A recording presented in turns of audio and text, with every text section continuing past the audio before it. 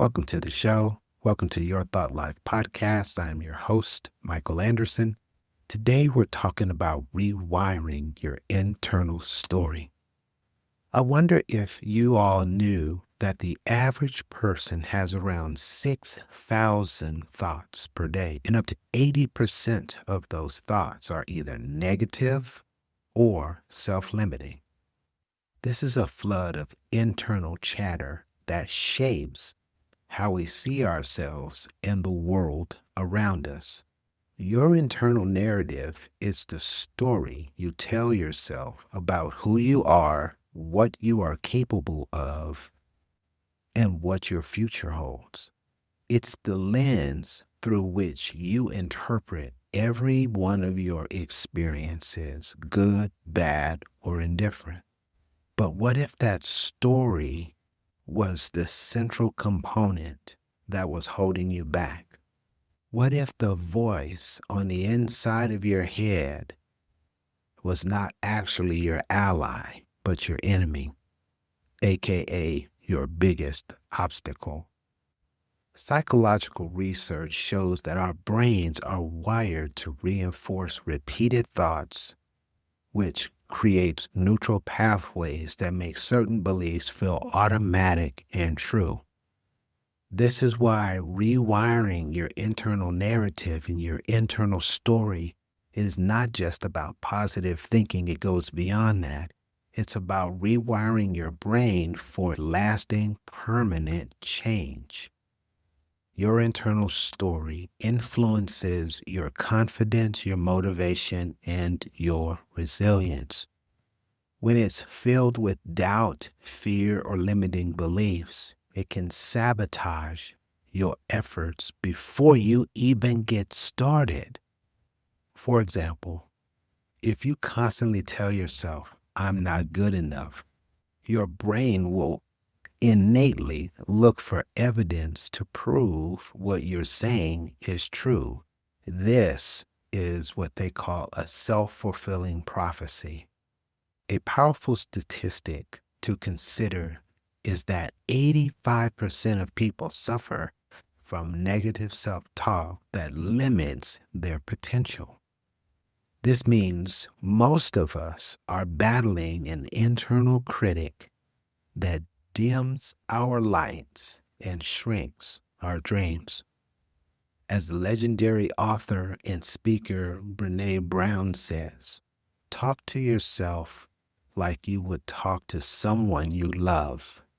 This simple shift in how you speak internally can transform your mindset as well as every aspect of your life.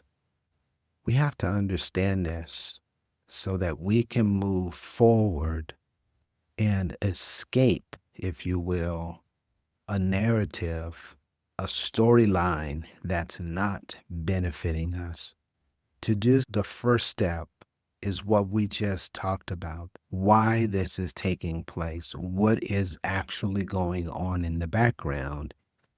And then this next piece is really going to be centered on what is it that we can do to rewire our internal story? How do we change the narrative so that we're not continually or continuously held back by a story, by a narrative that's not working for us? Here's 3 things that you can put to use to really help you change the storyline to benefit you. And the first of which is becoming aware of your story.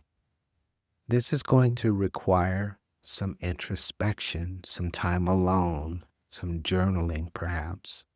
What are we doing? We're getting real clear on what we're thinking about. We're paying exclusive attention to what we are saying to ourselves. We are documenting what this critical voice continually shares with us.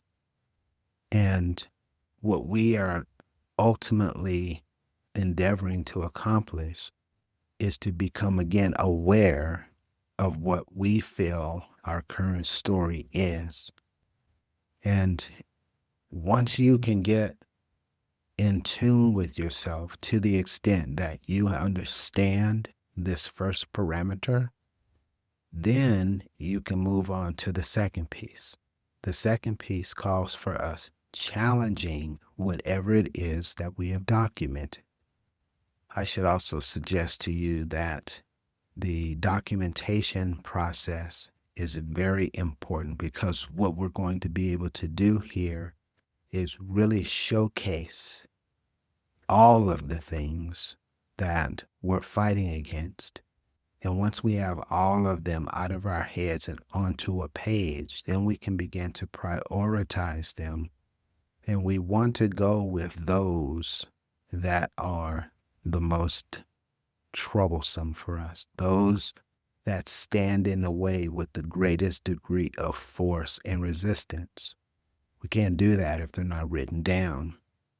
And then back to number 2, which is challenging the beliefs, challenging the resistance, challenging the critic.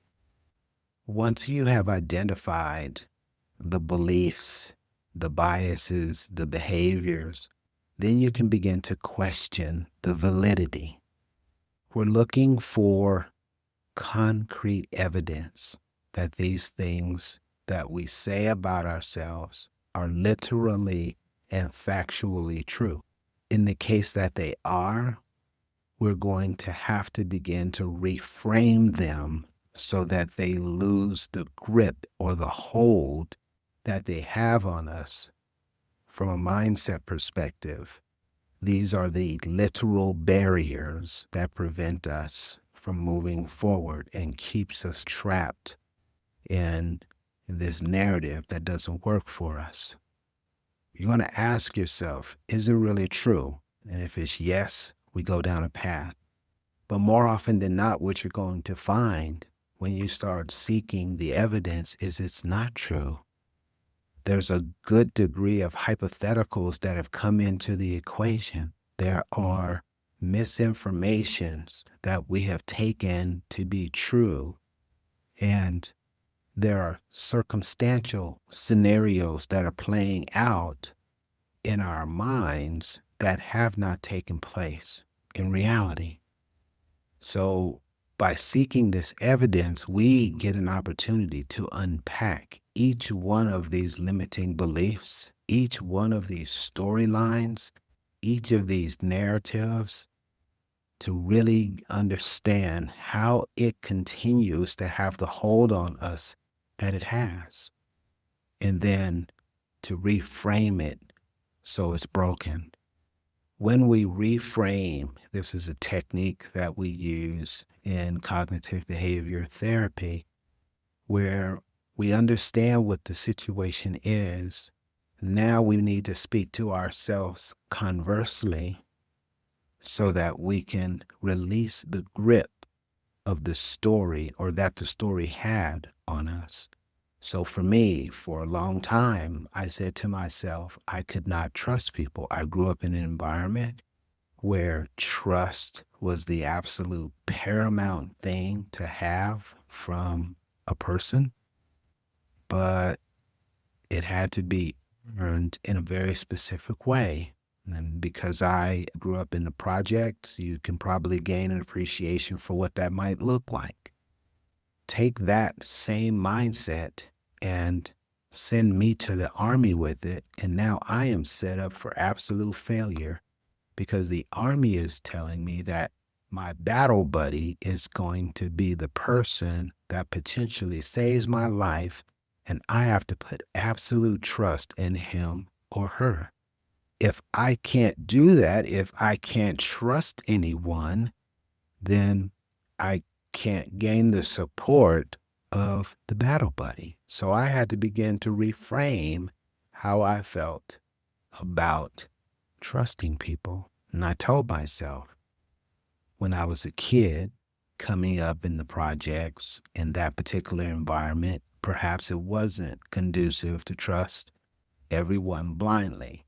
I am no longer in that environment. I am now in an environment where trust can be and should be dealt to all of the people around me because we have all things in common. We are striving for the exact same goal. And those conditions that did not allow me to trust as a youth are not present here. Therefore, we are going to flip this script. We are going to default to trusting rather than not trusting. This is one example of how you reframe whatever it is, limiting belief, storyline, behavior, bias. This is how you reframe it so that it no longer is able to grip you and keep you in that state where the story or the narrative is not working for you. And then finally, there's a tremendous amount of research that shows that visualization is a fantastic resource for all of those who will deploy it. That's you getting quiet somewhere with you turning off, if you will, all your external stimuli and thinking through, what does the new you look like? What does a different story for you based on the new evidence, based on, like me, the new environment? How can you leverage that to undo this? And what would life be like for you if you were a different person? If you didn't have these limiting beliefs? If the story changed because you have the ability to change it? If the story were different, how would that impact your work? How would that impact your family dynamic? How would that impact the voice on the inside that you battle against? All of these scenarios can be thought through and implemented in your mind ahead of the actual situation. Why do we do this? We've repetitioned in behaviors, beliefs, and biases, so we have to repetition them out. And by taking some time each day to visualize what your new you looks like, what your future looks like, all the way down to what you're going to do each day to make this a reality, seeing it in your mind's eye as a sort of rehearsal imprints on the subconscious one checkbox that you've already done it.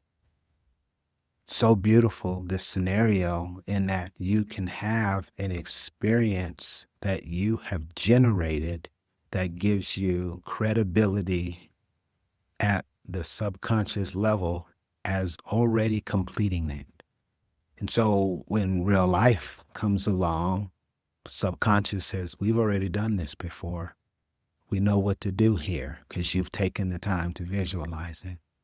And it's like ready, set, go. This new you is now coming into existence. It's coming into effect. You are losing those old attributes. Neuroscience confirms that the brain remains plastic through life, meaning it can change and adapt. And this concept we've talked about here numerous times is called neuroplasticity. And it's the foundation for why rewiring your internal story or narrative can work and has worked for thousands upon thousands of people who have accepted this specific doctrine as doable. I'm hopeful that this will help you to change your story, to change your narrative. In the words of Henry Ford, whether you think you can or you think you can't, you're right. So your internal narrative shapes your reality. Your internal story shapes your outcomes. So I'm asking you today to choose to tell yourself a different story, one that empowers you and helps you do all of the things you ever wanted to do. And thank you so much for joining me today. Do consider leaving us a rating and a review. You can connect with us via our Linktree app. It's available in the show notes. You are enough. You can do it. And you are uniquely equipped to realize your goals. Until next time, Take care and keep rewriting your internal story.